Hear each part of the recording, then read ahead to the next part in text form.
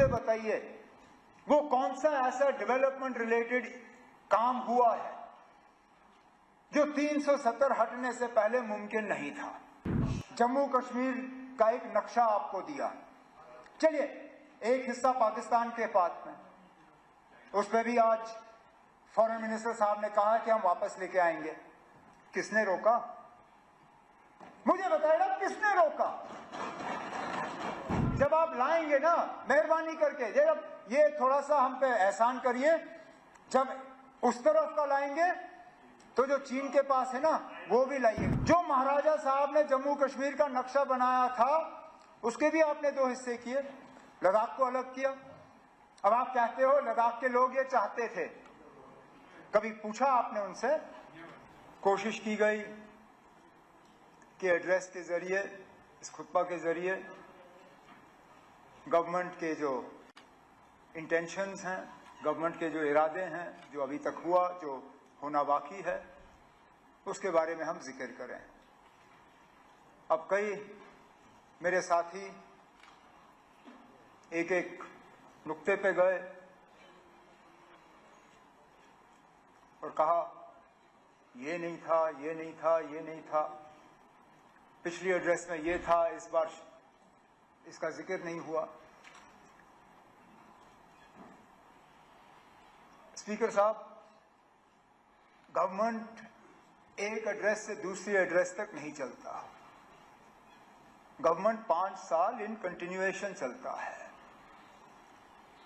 4 महीने पहले इसी हाउस के सामने एलजी साहब ने पहला अपना खुतबा पेश किया।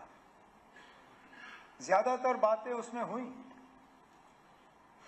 अब ये जरूरी नहीं है कि जो बातें 4 महीने पहले की गई उन्हें दोबारा भी दोहराया जाए। पहला खुतबा देखिए, ये देखिए, ये इन कंटिन्यूएशन होता है, ये इन एडिशन होता है। ये खुतबा 4 महीने वाले पहले को रिप्लेस नहीं करता, उसको ऐड कर देता है।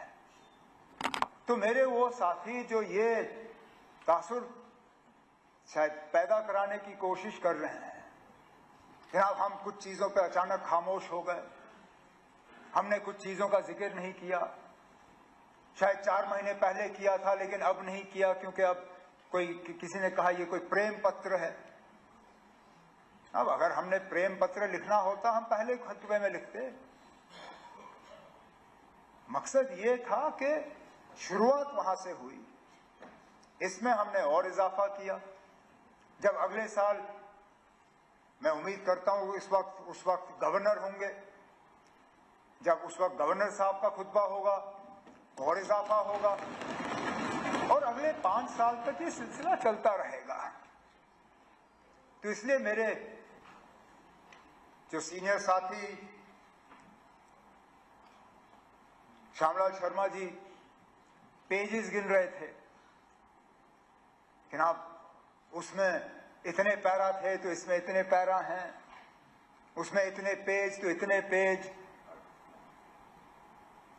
कागज बचाने का मेरा इरादा नहीं था।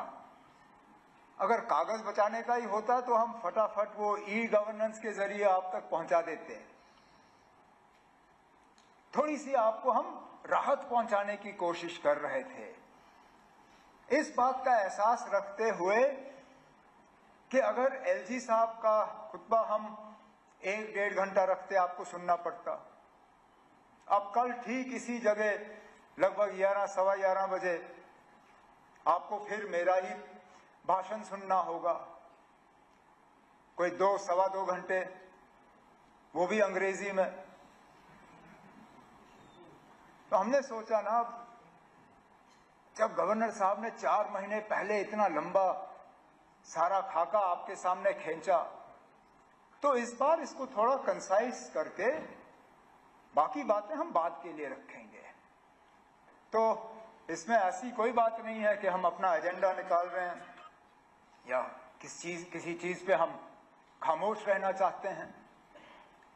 अब कई सारे साथी इस तरफ से भी, ऑपोजिशन के बेंचेस की तरफ से भी, डेवलपमेंट के हिसाब से बातें आई, कुछ सवाल आए, कुछ चीजों का जिक्र हुआ।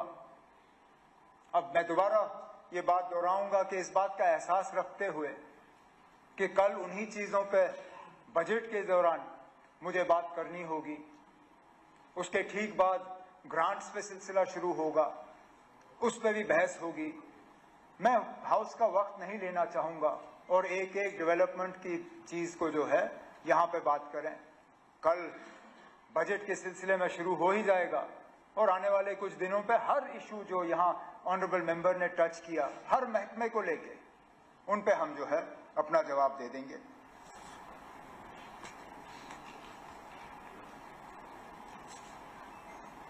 हमारे मैनिफेस्टो का यहां बहुत जिक्र हुआ, बहुत सी बातें आई मैनिफेस्टो को लेके।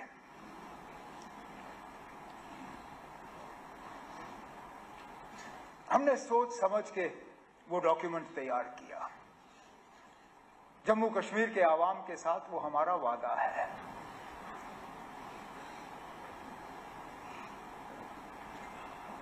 हमने जब ये मैनिफेस्टो लोगों के सामने रखा, हमने उन्हें ये कहा कि हम आपसे 5 साल का मौका मांग रहे हैं।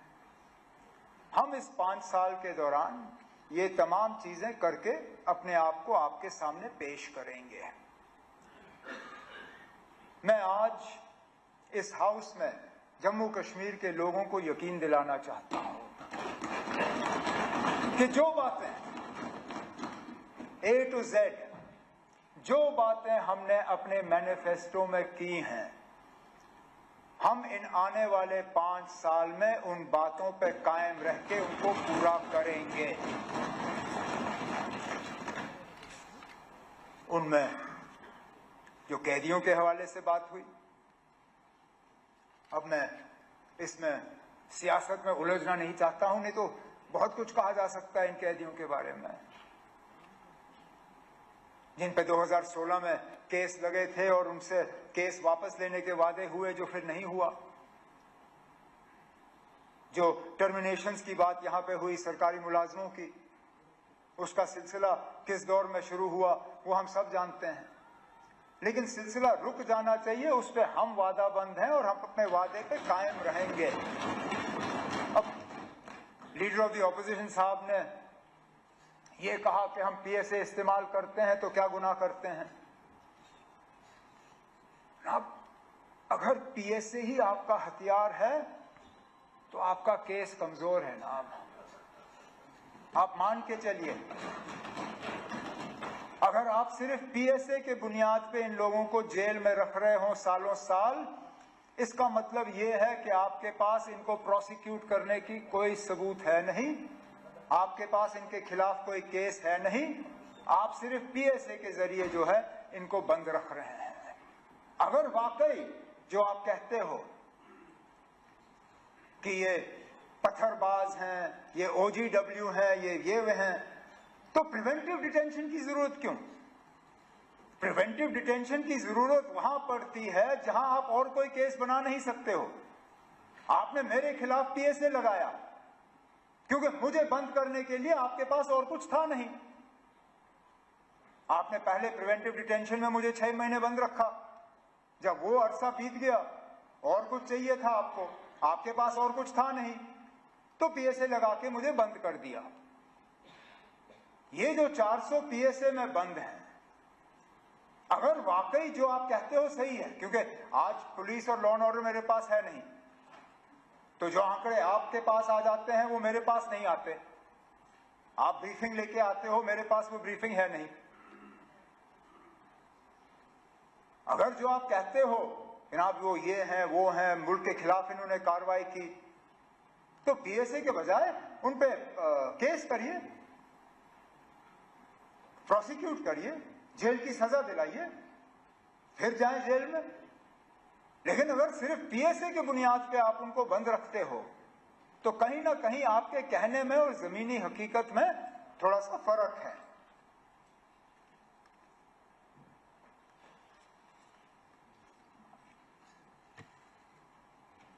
370 के हवाले से बहुत बात हुई। मैं फिर honourable leader of the opposition की तकरीर के हवाले से ही बात करूंगा। कहा कि 370 को लेके हम हाउस का टाइम जाया करते हैं, लेकिन जितना हमने 370 पे बात की उससे ज्यादा तो शायद उस तरफ से बात आई। हर तकरीर में 370 को हटाने की जस्टिफिकेशन वहां से आई। आप खुद ऐसे काम गिन रहे थे। मैं थोड़ी देर के लिए मैं दीवारों के आसपास देख रहा था कि कहीं ऐसा ना हो कि मैं पार्लियामेंट शिफ्ट कर गया हूं, क्योंकि आपकी तकरीर तो ऐसा लग रहा था जैसे आप प्रेसिडेंट्स एड्रेस पे अपनी तकरीर कर रहे हैं जब बजाय लेफ्टिनेंट गवर्नर्स एड्रेस पे। यहां के काम गिनने के बजाय आप दिल्ली की हुकूमत, मरकजी हुकूमत के काम गिन रहे थे।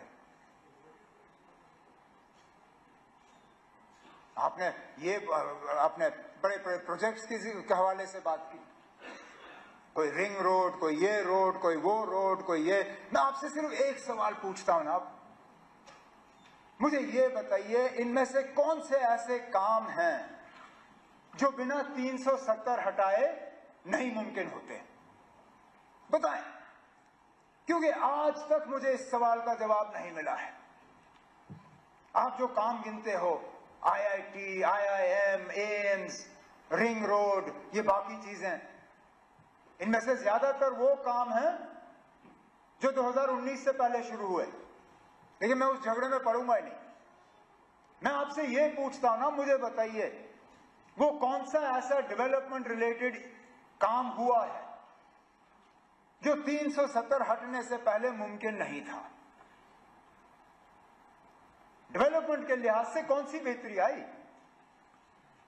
अब चलिए, आज आप कहेंगे आपको इस पे जवाब देने का मौका नहीं मिला, चलिए बजट में जब आप तकरीर करेंगे कम से कम उस वक्त मुझे बताइए ना, कोई ऐसा एक प्रोजेक्ट बताइए मुझे जो बिना 370 हटाए हुए यहां मुमकिन नहीं होता। मैं भी अपनी जगह समझ जाऊं कि ना वाकई शायद कोई बहुत बेहतरी या तरक्की आई है।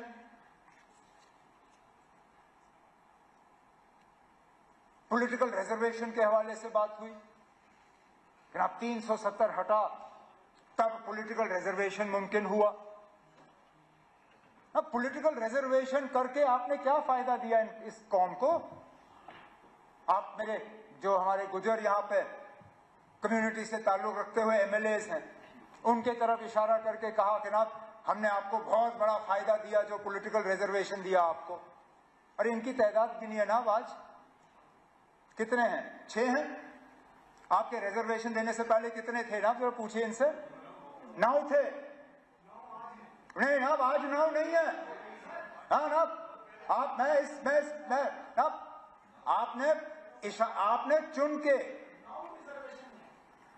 आपने चुन के गुजर कम्युनिटी को कहा यार, आप थे ना, आपने इनको कहा, आपने अब आप अपनी बात को दूसरे अंदाज में पेश करेंगे, लेकिन मैं हाउस में मौजूद था। आप थे ना, आप बैठिए ना, आप बैठे। आपने उस वक्त हमारे तरफ उंगली करके ये कहा कि इन लोगों ने आपको, मतलब गुजरों को, ST का दर्जा देने के बाद भी पॉलिटिकल रिजर्वेशन नहीं दी। ये कहा आपने ये नहीं कहा कि हमने 9 सीटें पॉलिटिकल रिजर्वेशन दी। आपने गुजर कम्युनिटी को कहा कि आप लोगों को ST का दर्जा मिला था, लेकिन इन लोगों ने आपको पॉलिटिकल रिजर्वेशन नहीं दी। उसके बुनियाद पे मैं आपसे पूछता हूं ना कि पॉलिटिकल रिजर्वेशन देके आपने फायदा क्या दिया? उस वक्त 9 थे, अब 6 हैं।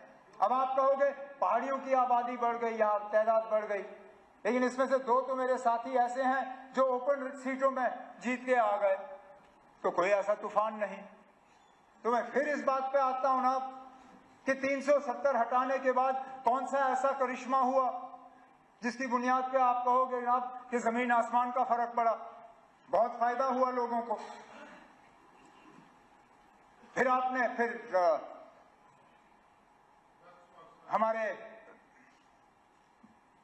हमारे साथी शक्ति परिहार साहब ने अपनी तकरीर में शुरू में ही कहा कि 370 जो है वो जम्मू कश्मीर में करप्शन, नेपोटिज्म और एक और अंग्रेजी अल्फाज इस्तेमाल किया जो मुझे याद नहीं है, टेररिज्म। चलिए एक सेकंड के लिए टेररिज्म, मैं ये जब टेररिज्म की मैं बात सुनता हूं तो मैं थोड़ा परेशान।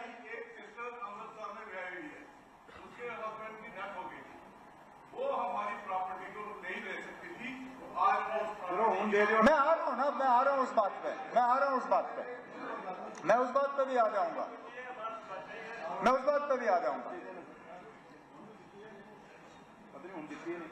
टेररिज्म, अभी तक तो लीडर ऑफ द ऑपोजिशन साहब कह रहे थे कि यहां पे टेररिज्म के लिए पाकिस्तान कसूरवार है, इसलिए हम पाकिस्तान से बात नहीं करेंगे। लेकिन शक्ति परिहार साहब कहते हैं कि टेररिज्म यहां पे 370 की बदौलत है। अब खुदारा मुझे बताइए ना, टेररिज्म 370 की बदौलत है या पाकिस्तान की बदौलत? अगर टेररिज्म 370 की बदौलत है तो फिर पाकिस्तान से बातचीत के लिए आपको एतराज क्यों?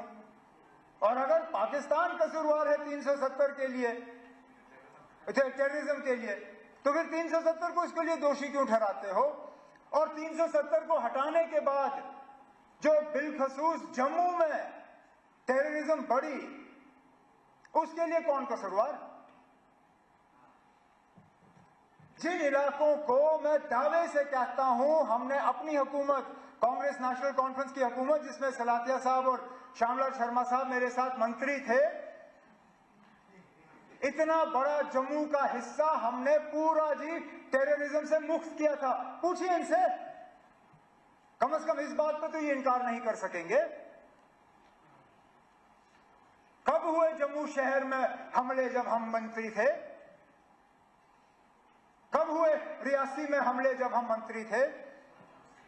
कब हुए यात्रियों पे हमले जब हम मंत्री थे? कब हुए रजौरी बाजार में हमले जब हम मंत्री थे? नहीं हुए। मैं गिनना नहीं चाहता हूं, नहीं तो गिनने की, अगर मैं गिनना शुरू कर गया तो फिर कोई एंड नहीं होगा इसका। लेकिन वो मेरा कहने का मतलब ये है ना, अगर अकेले 370 ही जम्मू कश्मीर में टेररिज्म के लिए जो है कसूरवार है तो हटाने के बाद बंद हो जाना चाहिए था। नहीं हुआ ना, तो इसमें भी फेल, इसमें भी फेल। फिर नेपोटिज्म की तो मैं बात करूंगा ही नहीं, क्योंकि उसमें कोई पार्टी जो है वो कहते हैं ना हमाम में सब नंगे, ना हम नेपोटिज्म की बात कर सकते ना आप, तो छोड़ दीजिए उसको।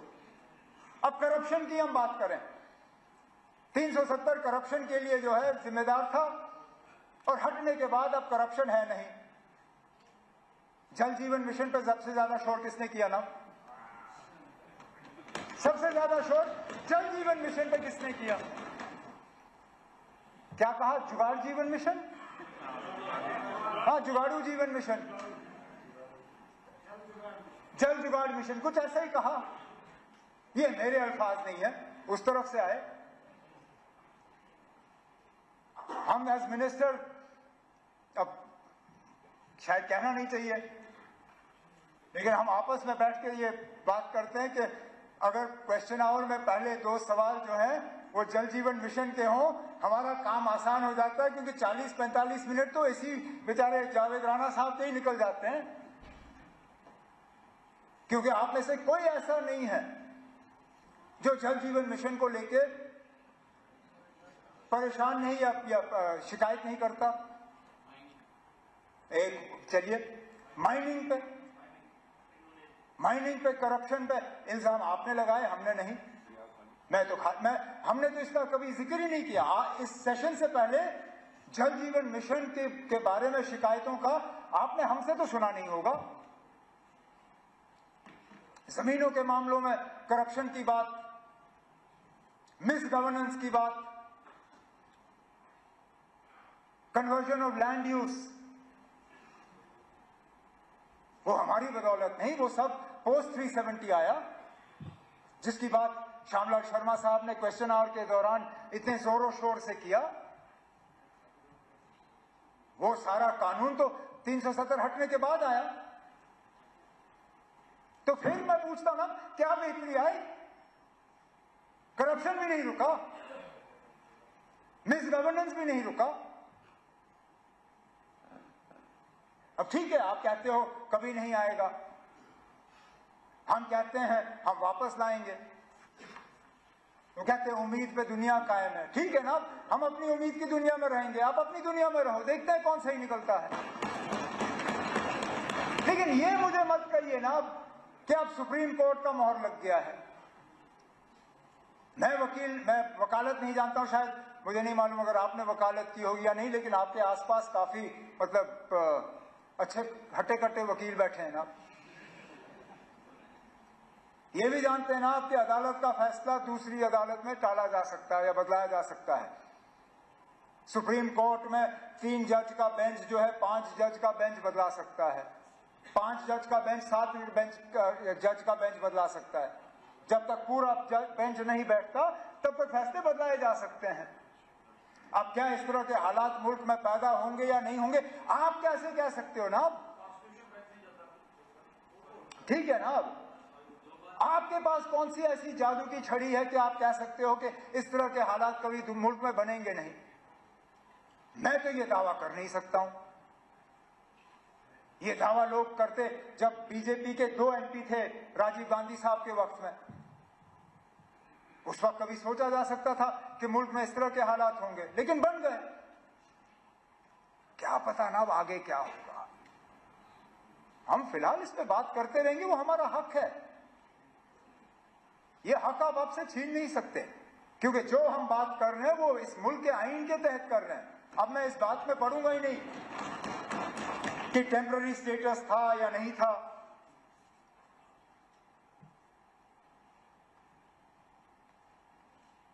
लीडर ऑफ द ऑपोजिशन साहब ने महाराजा साहब के हवाले से कहा कि हम बार बार उनका इंसल्ट करते हैं, अपमान करते हैं। हमारे तरफ से तो कभी नहीं हुआ। एक जगह बताइए ना आप जहां पे महाराजा साहब की लेगेसी को हमने कहीं जख्म पहुंचाया हो, कहीं नाम बदलाया हो, बताए ना कहीं पर भी। मेरे हुकूमत में, कांग्रेस की हुकूमत में, मेरे वालिद साहब की हुकूमत में, जब पीडीपी और कांग्रेस की हुकूमत थी तब, बताए ना आप कहीं पे हमने नाम बदले? प्रताप सिंह पार्क आज भी प्रताप सिंह पार्क, एसएमजीएस अस्पताल आज भी एसएमजीएस अस्पताल, एसएमएचएस अस्पताल आज भी एसएमएचएस अस्पताल। कहीं सड़कों का नाम नहीं, कहीं पे भी नहीं।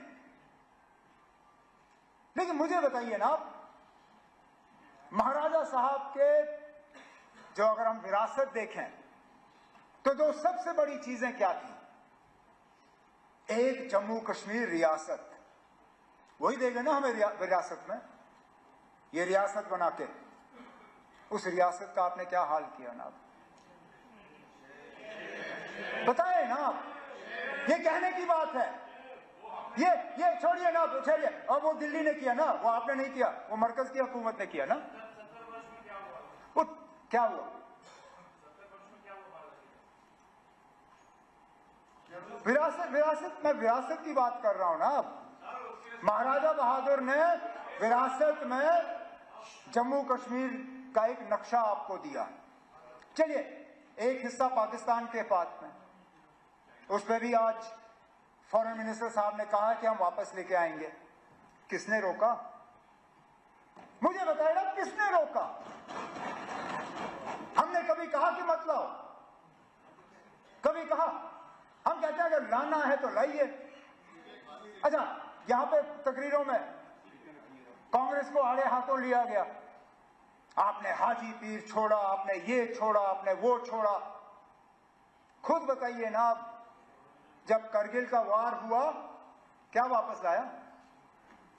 वो मौका था ना, लाते। मौका मिल गया था, बहाना था आपके पास। पाकिस्तान ने हमला किया था, अगर लाने का इतना शौक था उस वक्त लाते। नहीं लाए, चलिए कोई बात नहीं, उस वक्त नहीं हो पाया। आज अगर ला सकते हो लाइए ना। हम में से कौन सा ऐसा है जो कहे ना लाए? ला सकते हो तो लाइए, लेकिन उसके साथ साथ जब आप वो नक्शा देखते हो ना जम्मू कश्मीर का, उसमें जम्मू कश्मीर का एक हिस्सा पाकिस्तान के पास है, ठीक, लेकिन एक हिस्सा चीन के पास भी है। उसकी बात क्यों नहीं होती? उसका जिक्र क्यों नहीं होता? जब आप लाएंगे ना, मेहरबानी करके जब ये थोड़ा सा हम पे एहसान करिए, जब उस तरफ का लाएंगे तो जो चीन के पास है ना वो भी लाइएगा। लेकिन चलिए, वो दो हिस्से जो चले गए वो छोड़ दीजिए। जो महाराजा साहब ने जम्मू कश्मीर का नक्शा बनाया था उसके भी आपने दो हिस्से किए, लद्दाख को अलग किया। अब आप कहते हो लद्दाख के लोग ये चाहते थे, कभी पूछा आपने उनसे? कभी मालूम करने की कोशिश की? पहले दिन से करगिल के लोग इस फैसले के साथ नहीं थे, ठीक।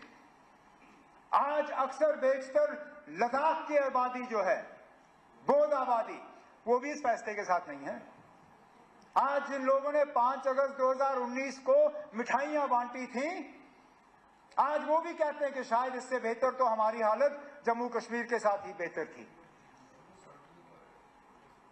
तो पैदल आए लेह से दिल्ली अपने हकूक हासिल करने के लिए, तो वो विरासत का जो हमें मिला था वो भी नहीं रहा।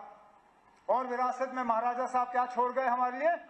स्टेट सब्जेक्ट लॉज, कि हमारी जमीन हमारी, हमारी नौकरियां हमारी। कहां है वो लॉज ना? कहां है वो कानून? आज आपकी जमीन पे आपका क्या हक है ना? कोई भी आके ले लेगा। आज आपकी नौकरियों पे क्या हक है आपका? इससे अच्छा तो हिमाचल का हाल है। हिमाचल में फैक्ट्री लगती है तो वहां कानूनन 70% जो है मुलाजिम हिमाचल के होने हैं। वहां अगर होटल लगता है तो 70% मुलाजिम हिमाचल के होते हैं। आप बताइए ना कौन सा ऐसा कानून यहां पे है? तो जब महाराजा साहब का नक्शा आपने नहीं रखा, जब महाराजा साहब का स्टेट सब्जेक्ट का कानून आपने नहीं रखा, तो हमने अपमान किया या आपने किया?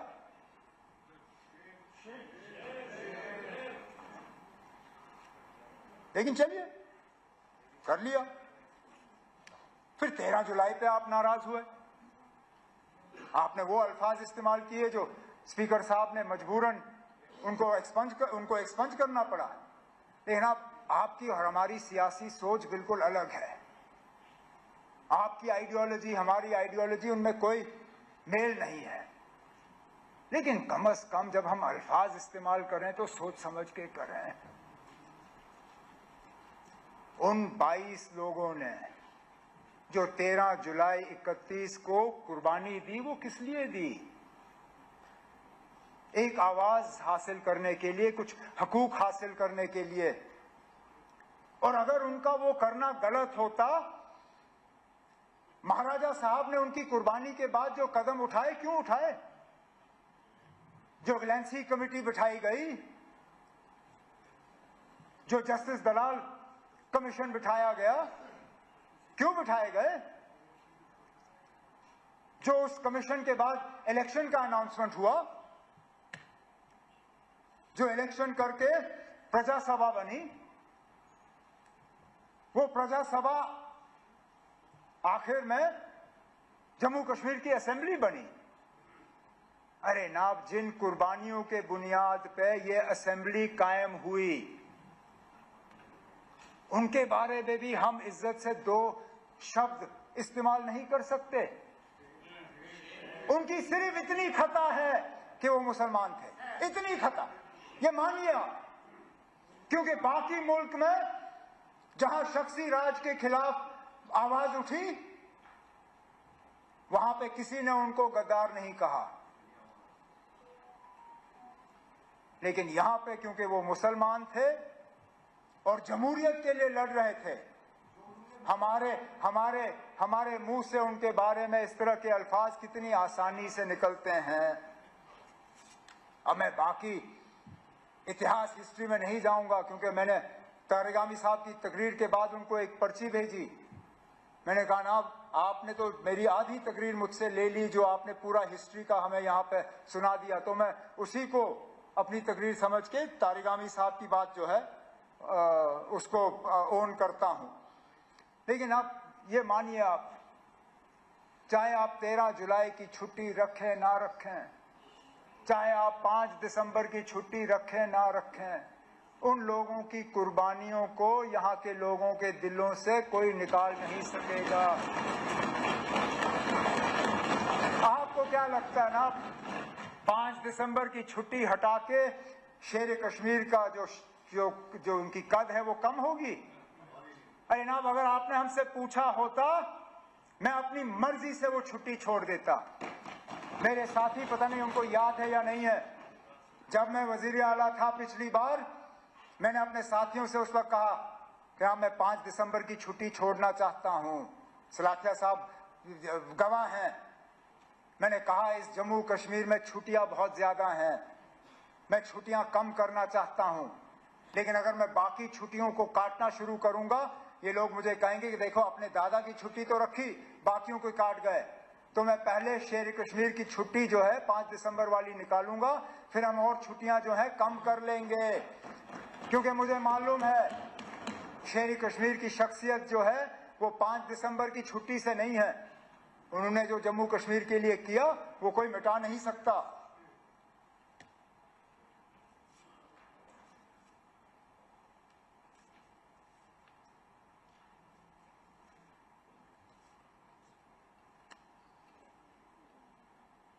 स्टेटहुड का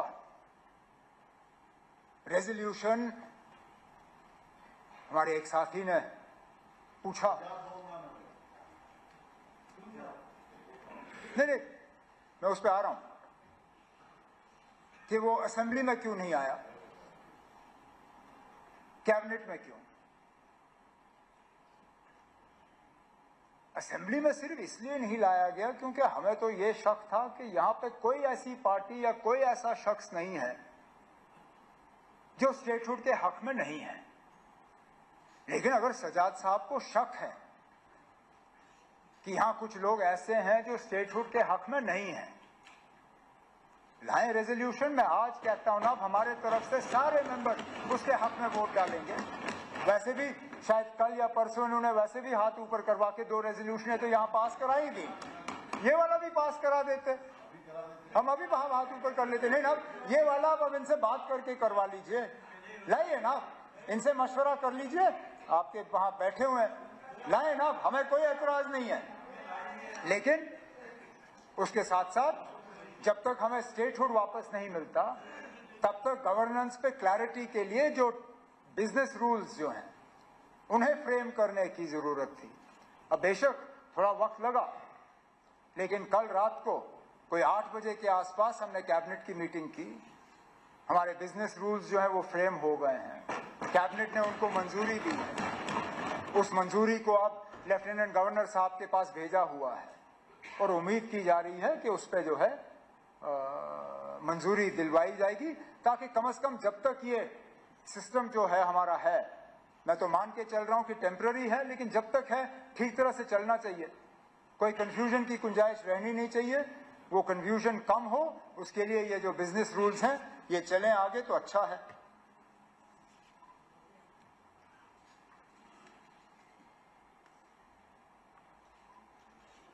क्योंकि इसी में हमारी डिग्निटी और जो रिस्पेक्ट ऑफ द इंस्टीट्यूशन, जिसके हवाले से श्यामलाल शर्मा जी ने सुबह भी बात की, अपनी तकरीर में भी कहा, आधा तो हमारी डिग्निटी तो स्टेटहुड के जाने से ही चली गई ना। इससे पहले जब एमएलए थे, वारंट ऑफ प्रेसिडेंस में आपका क्या नंबर था ना? आज क्या नंबर है? हाँ, आज क्या है? आज पता नहीं हम कहीं खाते में है भी या नहीं। मेरा नंबर है चीफ मिनिस्टर, जब मैं इससे पहले यहां खड़ा था मैं यूनियन कैबिनेट मिनिस्टर के बराबर था, अपनी रियासत में तो यूनियन कैबिनेट मिनिस्टर से भी ऊपर। आज तो पता नहीं मैं एमओएस के नीचे कहीं घूम रहा हूं। तो dignity end of the institution और ये सारा, ये भी इसमें जुड़ा हुआ है। तभी तो हम लड़ रहे हैं ना। अब ये स्टेटहुड की लड़ाई हम अपने लिए नहीं लड़ रहे हैं, ये मेरी अपनी लड़ाई नहीं है, ये जम्मू कश्मीर के फायदे के लिए लड़ाई है। क्योंकि जो चीजें हम करना चाहते हैं उनमें से कई सारी ऐसी चीजें हैं जिनको अमली जामा हम तब पहना पाएंगे, जिन चीजों को वापस लेने की जरूरत है, जिन चीजों को बदलने की जरूरत है।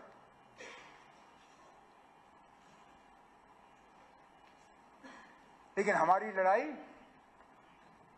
एक सच की लड़ाई है, इंसाफ की लड़ाई है, कानून की लड़ाई है और जम्मू कश्मीर के लोगों को एक राहत की सांस लेने की लड़ाई जो है हम लड़ रहे हैं। और इस लड़ाई में हम पीछे नहीं हटेंगे। बीच बीच में कुछ लोग हमें डराने की, धमकाने की, खामोश कराने की कोशिश करते हैं, लेकिन हम खामोश रहने वाले लोग नहीं हैं। हम जम्मू कश्मीर के लोगों के हकूक के लिए, जम्मू कश्मीर के लोगों के बका के लिए, जम्मू कश्मीर की तरक्की के लिए, जम्मू कश्मीर के भाईचारे के लिए अपनी लड़ाई जारी रखेंगे। स्पीकर साहब, मुझे कल इससे ज्यादा लंबी तकरीर करनी है। पानी का एक कतरा शाम के 6:35 से पहले पीने की इजाजत भी नहीं है। तो कल की तैयारी करने के लिए मैं आज अपनी तकरीर यहीं पे समाप्त करूंगा। एलजी साहब को उनके खुतबे के लिए मैं अपने तरफ से शुक्रिया करता हूं और उम्मीद करता हूं कि हाउस के तरफ से एलजी साहब का शुक्रिया होगा। बहुत बहुत शुक्रिया। Thank you very much.